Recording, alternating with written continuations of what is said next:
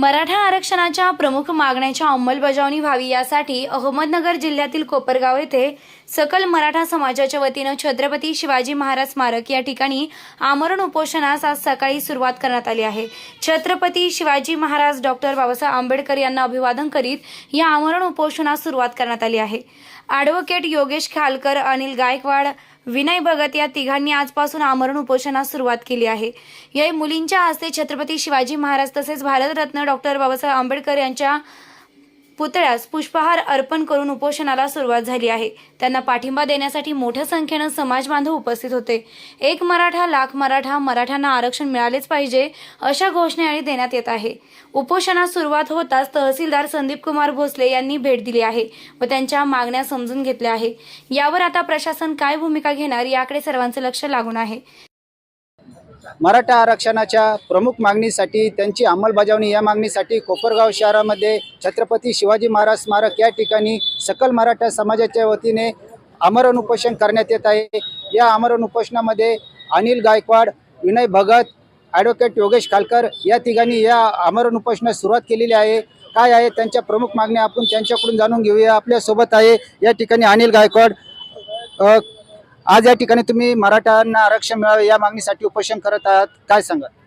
आज आम्ही जी सकल मराठाच्या समाजाच्या वतीने या ठिकाणी ॲडव्होकेट खालकर भाऊसाहेब, मी स्वतः अनिल गायकवाड, विनय भगत आम्ही या ठिकाणी उपोषणाला बसतो आहे। राज्य सरकारने लवकरात लवकर आम्हाला आमचं आरक्षण द्यावं ह्या मागणीकरता आम्ही आमरण उपोषण चालू ठेवलेलं आहे। तसेच या उपोषणकर्त्यामध्ये दुसरे आहे ॲडव्होकेट योगेश खालकर, त्यांची प्रतिक्रिया जाणून घेऊया। काय सांगाल, काय मागण्या आहेत तुमच्या? या ठिकाणी मराठा समाजाच्या वतीने आम्ही कोपरगावमध्ये आमरण उपोषणासाठी या ठिकाणी बसलेलो आहोत। आमची प्रमुख मागणी आहे, राज्य सरकारने केंद्र सरकारला कायदेशीर पाठपुरावा करून येणाऱ्या लोकसभेच्या अधिवेशनात भारतीय राज्यघटनेत दुरुस्ती करून शेड्यूल 9 मध्ये जे काही मराठा आरक्षण आहे ते त्या ठिकाणी टाकण्यात यावं।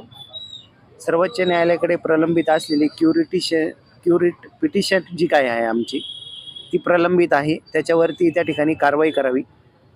राज्य सरकारचा जो काही मागास आयोग आहे आणि त्यांच्याकडे जो डाटा आहे त्यांनी तो केंद्र मागास आयोगाकडे त्या ठिकाणी पाठपुरावा करावा। आणि चौथी महत्त्वाची मागणी होती का राज्य सरकारने मराठा आरक्षण जरी दिलंच, केंद्राने देखील दिलंच, तर ते सर्वोच्च न्यायालयात टिकेल असंच आरक्षण त्या ठिकाणी द्यावे अशी आमची प्रमुख मागणी आहे।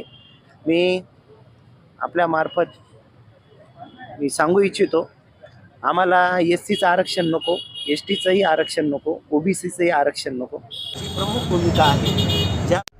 आपल्यासोबत आहे तिसरे उपोषणकर्ते विनयजी भगत। आज उपोषणाला बसले आहात तुम्ही सकाळपासून, काय मागण्या आहे, काय कशा प्रकारे तुमची रूपरेषा असणार? महाराष्ट्रातला सगळ्यात पहिला रस्ता रोको कोपरगाव शहरातून सुरुवात झालेली। तसं मराठा आरक्षणाला पहिला रस्ता रोको 2008 साली साईबाबा कॉर्नर येथे सुरुवात झालेली। तसेच 2008 साली पांढरीच्या पुलावर तिथं काही घटना झाली होती, त्याच्यात कोपरगावातील काही तरुणांना तिथं हे करण्यात आलेलं होतं। त्याच्यानंतर 9/8/2018 साली कोपरगाव तहसील कार्यालयासमोर ठिय्या आंदोलन, मराठा आरक्षणाच्या संदर्भात ठिय्या आंदोलन करण्यात आलं होतं। साधारण 12 दिवस ते ठिय्या आंदोलन चाललं होतं। तिथं प्रांत साहेबांनी येऊन कागदोपत्रित लेखी आश्वासन आम्ही सरकारकडे पाठपुरावा करू म्हणून असं आश्वासन दिलं होतं। त्याच्यानंतर 24/7/2018 रोजी कोपरगाव शहर बंद केलं होतं। त्याच्यानंतर 29 नोव्हेंबर 2018 साली 16% आरक्षण जाहीर केलं, ते पुढे टिकलं नाही म्हणून 17 नोव्हेंबर 2018 परत मराठा संवाद रथयात्रा काढण्यात आली कोपरगाव शहरातून। त्याच्यानंतर 26 फेब्रुवारी 2022 रोजी संभाजीराजे उपोषणाला बसले होते, तेव्हा कोपरगावातून पाठिंबा जाहीर करण्यात आला। तो कोपरगावातून आम्ही सर्वजण मराठा समाजाचे बांधव तिथं मुंबई आझाद मैदान इथं गेलेलो होतो।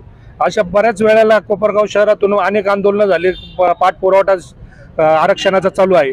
तसंच एवढं सगळं असताना केंद्रातून आपल्याला आरक्षण मिळत नाही म्हणून आज आम्ही आमरण उपोषणासाठी कोपरगाव शहरामध्ये सकल मराठा समाजातर्फे परत एकदा आमरण उपोषणाकरता बसलेत आहे। बाकीचे सर्व समाज बांधव हे साखळी उपोषणाकरता बसणार आहे।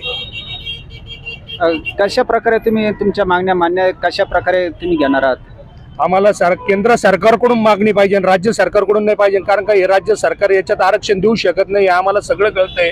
त्याच्यामुळे केंद्रातून कोणी जर आम्हाला जर लेखी स्वरूपात जर आरक्षण देणार असेल तरच आम्ही हे आरक्षण हे आमरण उपोषण स्थगित करू, नाही तर आम्ही या आमरण उपोषण हे चालू ठेवणार आहोत.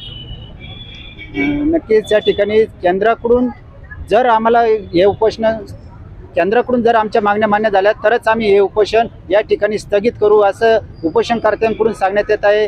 आज सकाळच्या सुमारास कोपरगावचे तहसीलदार या ठिकाणी भेट देऊन गेले. त्यांनी तोंडी आश्वासन देऊन आम्ही तुमच्या मागण्याचा पाठपुरावा करू असे सांगितले, मात्र त्यांनी लेखी आश्वासनाशिवाय या ठिकाणी उपोषण सोडण्यात येणार नाही असे त्यांची ठाम भूमिका घेतलेली आहे.